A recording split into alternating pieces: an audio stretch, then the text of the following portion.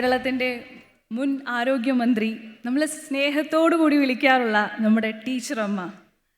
So വേദിയിലേക്ക് സ്വാഗതം ചെയ്യാം ശ്രീമതി ശൈലജ ടീച്ചർ MLA. മാം.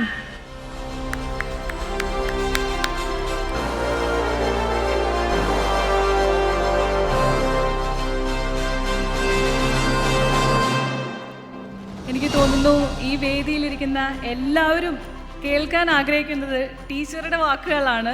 സോ നമ്മൾക്ക് കേൾക്കാം. ബഹുമാന്യരെ, എനിക്കിവിടെ പങ്കെടുക്കുവാൻ വലിയ സന്തോഷമുണ്ട്. കേരള വിഷൻ്റെ ഭാഗമായി ബിസിനസ് മേഖലയിലുള്ള ഒരുപാട് പ്രതിഭകൾ, പുതുക്കക്കാരും വെൽ എസ്റ്റാബ്ലിഷ്ഡ് ആയിട്ടുള്ള ആളുകളുമെല്ലാം ചേർന്നുകൊണ്ട് നടത്തുന്ന ഒരു ഇൻ്റർനാഷണൽ മീറ്റ്, ബിസിനസ് കോൺക്ലേവ് ദുബായിൽ വെച്ച് നടക്കുമ്പോൾ എന്നെ കൂടി അതിൽ വിളിച്ചു. ഇവിടെ കേരളത്തെ പ്രതിനിധീകരിച്ച് നിങ്ങളെ അഭിവാദ്യം ചെയ്യുന്നതിന് എനിക്ക് വലിയ സന്തോഷമുണ്ട്. നമ്മുടെ കേരളം എല്ലാ മേഖലകളിലും ചില പുതുമകൾ കയ്യെത്തിപ്പിടിക്കുന്നൊരു സംസ്ഥാനമാണ്. മനുഷ്യരുടെ ജീവിത പ്രശ്നങ്ങൾ പരിഹരിക്കുന്നതിന് ആധുനികമായിട്ടുള്ള മാർഗങ്ങൾ തേടിക്കൊണ്ടിരിക്കുകയുമാണ്. കേരളത്തിൽ നിന്ന് ലോകത്തിൻ്റെ പല ഭാഗങ്ങളിലും ചെന്ന് ജോലി തേടി ജീവിതമാർഗം കണ്ടെത്തുമ്പോഴും കേരളത്തെക്കുറിച്ച് അഭിമാനത്തോടു കൂടിയാണ് വിദേശത്ത് താമസിക്കുന്ന എല്ലാ മലയാളിയും ഓർമ്മിക്കുന്നത്. അതിന് കാരണം ഏറ്റവും കൂടുതൽ ജനസംഖ്യയുള്ളതും ജനസാന്ദ്രത, കേരളത്തിലെ ജനസാന്ദ്രത ഒരു സ്ക്വയർ കിലോമീറ്ററിൽ 860 ഇന്ത്യയുടേത് 430 മാത്രമാണ്. റവന്യൂ വരുമാനം വളരെ കുറഞ്ഞ സംസ്ഥാനമാണ് കേരളം. പക്ഷേ ലോകത്തെ തന്നെ അത്ഭുതപ്പെടുത്തിക്കൊണ്ട് ജനങ്ങളുടെ ജീവിത നിലവാരത്തിൽ കേരളം കൈവരിച്ചിട്ടുള്ള വളർച്ച അത്ഭുതപ്പെടുത്തുന്നതാണ്. ഹ്യൂമൻ ഡെവലപ്മെൻറ്റ് ഇൻഡെക്സിൽ കേരളം ഇന്ത്യയിൽ ഒന്നാമതാണ് എന്നതാണ് ശരി.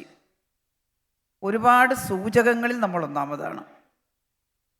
ഇതെല്ലാം വിസ്തരിച്ചിവിടെ പറയേണ്ട കാര്യമില്ല. പക്ഷേ ഇതുപോലൊരു മീറ്റിൽ നമുക്ക് ആത്മവിശ്വാസം പകരുന്നത് കേരളത്തിൻ്റെ ഈ മുന്നേറ്റം തന്നെയാണെന്ന് നമുക്ക് പറയാൻ സാധിക്കും. ആരോഗ്യ മേഖലയിൽ 5 വർഷക്കാലം പ്രവർത്തിക്കാൻ എനിക്ക് സാധിച്ചിട്ടുണ്ട്. അത്ഭുതകരമായ മാറ്റം ഉണ്ടാക്കാൻ നമ്മൾ വിചാരിച്ചാൽ കഴിയും എന്നതായിരുന്നു ആ ഘട്ടത്തിലെ അനുഭവം. വലിയ ചാലഞ്ചസ് നേരിട്ടിട്ടുള്ള 5 വർഷമായിരുന്നു 2016 മുതൽ 2021 വരെയുള്ള കാലഘട്ടം. 2 വലിയ ഡിവാസ്റ്റേറ്റിംഗ് ഫ്ലഡ്സ്, അതുപോലെ തന്നെ ഹറിക്കെയിൻ, ചുഴലി, ഒരുപാട് പകർച്ചവ്യാധികൾ, നിപ വൈറസ്, കോവിഡ് ലോകം മുഴുവൻ ഉണ്ടായിരുന്നു. ഇന്ത്യയിൽ കേരളത്തിലാണ് ആദ്യം ആ വൈറസ് ബാധയുണ്ടായത്. നമുക്ക് മുന്നിൽ വലിയ വെല്ലുവിളികളായിരുന്നു. ഒന്ന്, ഈ പോപ്പുലേഷൻ ഡെൻസിറ്റി. രണ്ടാമത്തത്, ഒരു നല്ല കാര്യമാണ് നമ്മുടെ ആയുസ് കൂടി എന്നുള്ളത്. പക്ഷേ 60 വയസ്സിന് മേൽപ്പെട്ടുള്ളവരുടെ എണ്ണം പൊതു ജനസംഖ്യയുടെ, മൊത്തം ജനസംഖ്യയുടെ 20% കൂടുതലാണ്. അവരെല്ലാം കോമോർബിഡാണ്, ജീവിതശൈലി രോഗങ്ങളുണ്ട്. പക്ഷേ ആ വെല്ലുവിളികളെ നമ്മൾ നന്നായിട്ട് നേരിട്ടു. ലോകത്തിൻ്റെ മുന്നിൽ കൊച്ചു സംസ്ഥാനം ചില പ്രതിവിധികൾ ഉണ്ട് എന്ന് തെളിയിക്കുന്ന ഒരവസ്ഥ ആ കാലഘട്ടത്തിൽ ഉണ്ടാക്കിയെടുക്കാൻ നമുക്ക് സാധിച്ചു. അതിന് നമുക്ക് കഴിഞ്ഞത് വർഷങ്ങളായി നാം നേടിയ നല്ല വിദ്യാഭ്യാസം, അതുപോലെ തന്നെ ആരോഗ്യ സംവിധാനങ്ങൾ, പൊതുജനാരോഗ്യ സംവിധാനങ്ങൾ, പബ്ലിക് ഹെൽത്ത് ഫെസിലിറ്റീസ്, അതാണ് കേരളത്തെ പൊരുതി നിൽക്കാൻ സഹായിച്ചത്. അതെല്ലാം നമ്മൾ നേടി. ഐക്യരാഷ്ട്രസഭയുടെ പ്രഖ്യാപനമുണ്ട്, sustainable development goals. 2015 UN declared the sustainable development goals for all countries. And the third component was on health, how to improve the mental and physical health of the people throughout the world. നമ്മളത് ഏറ്റെടുത്തു. Third component 2016 2017 നമ്മൾ declare ചെയ്തു. അവർ own goals. അല്ല, ഏറ്റവും പ്രധാനപ്പെട്ട ഒന്ന് how to diminish the child mortality rate, infant mortality rate. 2016 കേരളത്തിലെ infant mortality rate 12 out of 1000 live birth ആയിരുന്നു. 1000 പ്രസവത്തിന് 12. നമുക്കൊരു നല്ല പ്രോജക്റ്റ് ഉണ്ടായി, നല്ല ടീമിനെ നിശ്ചയിച്ചു, നമ്മളൊരു ലക്ഷ്യം മുൻനിർത്തിക്കൊണ്ട് പ്രവർത്തിച്ചു. സിംഗിൾ ഡിജിറ്റ് ആക്കുമെന്നാണ് നമ്മൾ പ്രഖ്യാപിച്ചിരുന്നത്. But result അത്യത്ഭുതമായിരുന്നു. 2020 പരിശോധിക്കുമ്പോൾ infant mortality rate in Kerala is, ഇപ്പോഴും അതെ, അന്ന് 2020 it is 5 out of 1000 live birth. From 12 it decreased to 5. That's a great achievement. And maternal mortality rate from 67 to 19. ഒരു അത്ഭുതമാണ്. ഞാനിത് ഇവിടെ പറഞ്ഞത് നമ്മൾ വിചാരിച്ചാൽ സാധിക്കുന്ന ഒട്ടേറെ കാര്യങ്ങളുണ്ട്. ഇനി കേരളത്തിന് ചെയ്യാനുള്ളത് ഒരു പ്രധാനപ്പെട്ട ചലഞ്ചാണ്. അതിനെ നേരിടുക എന്നുള്ളതാണ്. അത് മറ്റൊന്നുമല്ല, വർദ്ധിച്ചു വരുന്ന തൊഴിലില്ലായ്മ എങ്ങനെ പരിഹരിക്കാം, അഭ്യസ്തവിദ്യരായ ചെറുപ്പക്കാരെ എങ്ങനെ വിന്യസിക്കാം. ആ ഒരു പോയിന്റ് മാത്രം ഇവിടെ സൂചിപ്പിക്കാനാണ് ഞാൻ ആഗ്രഹിക്കുന്നത്. കേരളത്തിൻ്റെ CM, കേരളത്തിൻ്റെ ബഹുമാനപ്പെട്ട മുഖ്യമന്ത്രി പിണറായി പറഞ്ഞു, ഗവൺമെൻറ് സെക്ടറിൽ എല്ലാവർക്കും PSC നിയമനം നൽകിക്കൊണ്ട് അൺഎംപ്ലോയ്മെൻറ്റിന് പരിഹാരം കാണാൻ സാധിക്കില്ല. പിന്നെ കേരളത്തിൽ ഇപ്പോൾ എല്ലാവരും പറയുന്നൊരു ഭയമുണ്ട്, ബ്രെയിൻ ഡ്രെയിൻ. നല്ല ബുദ്ധിയെല്ലാം വിദേശത്തേക്ക് പോകുന്നു തൊഴിൽ തേടി, അല്ലെങ്കിൽ അവിടെ ബിസിനസ്സായിട്ട്.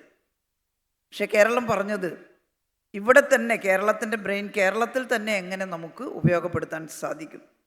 കേരളത്തിൻ്റെ വ്യവസായ മേഖലയിൽ പുതിയ സംരംഭങ്ങൾ ഉണ്ടാക്കിക്കൊണ്ട് ഈ വിഷയം പരിഹരിക്കാൻ നമ്മൾ ആഗ്രഹിക്കുന്നു. എറണാകുളത്ത് വെച്ചൊരു വലിയ ബിസിനസ് കോൺക്ലേവ് നടത്തുകയുണ്ടായി. അതിനകത്ത് ഒരുപാട് വാഗ്ദാനങ്ങൾ, ഇൻവെസ്റ്റ്മെൻറ്റിനായിട്ടുള്ളത് വിദേശത്തു നിന്നൊക്കെ വന്നു. Every time UAE is helping us very much. During that flood also UAE government promised us to help us with $700, but $700,000. But we are not able to accept that amount because of some problems. But the help is there every time. UAE government is also helping us. Here also His Excellency Omar, he went from here, and Her Excellency Laila helping very much. I think she is for women empowerment in UAE, and she want to invest something or give her help and advice to Kerala also. Snigdha is sitting here, and she with the collaboration of UAE and Kerala, we can do some magic, madam. Definitely. അവിടെ ഇപ്പോൾ പറഞ്ഞതുപോലെ തന്നെ നല്ല സംരംഭങ്ങൾ, is of doing എല്ലാം പറഞ്ഞിട്ട് കിട്ടുന്നില്ല എന്ന് ചിലരൊക്കെ പറഞ്ഞു. ബട്ട് ഇപ്പോൾ പുതിയ സംരംഭകരെ കേരളം നന്നായി സഹായിച്ചിട്ടുണ്ട്. മറ്റതെല്ലാം പഴയ കാലത്തെ പേടിയാണ്. കേരളത്തിൽ ബിസിനസ്സുമായിട്ട് വരരുത്, അവിടെ ഫ്രണ്ട്ലി അല്ല എന്ന് പറയുമായിരുന്നു. പക്ഷേ ഒരുപാട് പ്രശ്നങ്ങൾ പരിഹരിച്ചുകൊണ്ട് കേരളം ബിസിനസ് ഫ്രണ്ട്ലി ആകാൻ ശ്രമിക്കുന്നു. ഒരുപാട് പുതിയ സ്റ്റാർട്ടപ്പുകൾ രജിസ്റ്റർ ചെയ്തിട്ടുണ്ട്. എനിക്ക് ഏറ്റവും സന്തോഷമുള്ളത് women are in the forefront എന്നുള്ളതാണ്. ധാരാളം പെൺകുട്ടികൾ പുതിയ ഓണ്ടർപ്രണർഷിപ്പുമായിട്ട് കേരളത്തിൽ വരുന്നുണ്ട്. അത് നമുക്ക് പ്രചോദനമാണ്. അപ്പോൾ ഇനി ബ്രെയിൻ ഡ്രെയിൻ ഇല്ലാതെ ആരും വെളിയിൽ പോകണ്ടെന്നല്ല, വെളിയിലൊക്കെ പോയി ജോലി ചെയ്യണം. അങ്ങനെയാണ് ഒരു എക്സ്പോഷർ മലയാളിക്ക് ഉണ്ടാവുക. അവിടെ തന്നെ എല്ലാവരും ചുറ്റിക്കൂടി നിൽക്കാനല്ല. പക്ഷേ കേരളത്തിലും നമുക്ക് വിദേശത്തുള്ള നമ്മുടെ സുഹൃത്തുക്കളുടെയൊക്കെ സഹായത്തോടു കൂടി പുതിയ സംരംഭങ്ങൾ ആരംഭിക്കാൻ സാധിക്കും. കേരളത്തിന് വേണ്ടി ഒരുപാട് ചെയ്യാൻ സാധിക്കും. ഞാൻ ചുരുക്കുകയാണ്. ഇവിടെ ആദിൽ ഗ്രൂപ്പിൻ്റെ അദ്ദേഹം എനിക്ക് തൊട്ട് മുമ്പ് സംസാരിച്ചു. ഒരുപാട് ചാരിറ്റി അടക്കം ചെയ്യുന്നു. ഞാൻ മിനിസ്റ്ററായിരുന്നപ്പോൾ എൻ്റെ ഹോസ്പിറ്റലുകൾ സ്ട്രെങ്തൻ ചെയ്യാൻ അദ്ദേഹം ഒരുപാട് സഹായിച്ചിട്ടുണ്ട്. അങ്ങനെയുള്ള കൊളാബറേഷനോടുകൂടി അങ്ങനെയുള്ള ഹെൽപ്പ് ഉപയോഗിച്ചിട്ടാണ് ഗവൺമെൻറ് ഹോസ്പിറ്റലുകൾ മെച്ചപ്പെടുത്താൻ ശ്രമിച്ചിരുന്നത്. നിങ്ങളുടെ എല്ലാവരുടെയും പേര് പറയുന്നില്ല, പല രീതിയിൽ നിങ്ങൾ സഹായിച്ചിട്ടുണ്ട് ഓരോരുത്തരും. അപ്പോൾ ഈ മീറ്റ് വളരെ പ്രചോദനകരമാകട്ടെ, ഫലപ്രദമാകട്ടെ എന്ന് ഞാൻ ആശിക്കുന്നു. കേരള വിഷൻ ഈ മേഖലയിലുള്ള വാർത്താവിതരണ മേഖലയിൽ കുത്തകകളുടെ കടന്നുകയറ്റത്തെ ചെറുക്കാൻ കൂടി സഹായിച്ചിട്ടുള്ള ഒരു സ്ഥാപനമാണ് എന്നുകൂടി ചൂണ്ടിക്കാണിക്കാൻ ആഗ്രഹിക്കുന്നു. കേരള വിഷൻ ഇത്തരത്തിലുള്ളൊരു ബിസിനസ് മീറ്റ് സംഘടിപ്പിച്ചതിലുള്ള വലിയ സന്തോഷം പങ്കുവെച്ചുകൊണ്ട് നമുക്കൊരുമിച്ച് ചേരാം. ഒരുമിച്ച് നിന്നുകൊണ്ട് കേരളത്തെ സംരക്ഷിക്കാനും വെളിയിൽ കേരളത്തിൻ്റെ എല്ലാ തരത്തിലുള്ള സേവനവും വെളിയിലും കൊടുക്കാനും നമുക്ക് സാധിക്കും. അതിന് തയ്യാറായിട്ടുള്ള എല്ലാ സുഹൃത്തുക്കൾക്കും നന്ദിയും അഭിനന്ദനങ്ങളും അറിയിച്ചുകൊണ്ട് ഒരിക്കൽ കൂടി എന്നെ ഇവിടെ ക്ഷണിച്ചതിലുള്ള സന്തോഷം പങ്കുവെച്ചുകൊണ്ട് ഞാൻ അവസാനിപ്പിക്കുന്നു.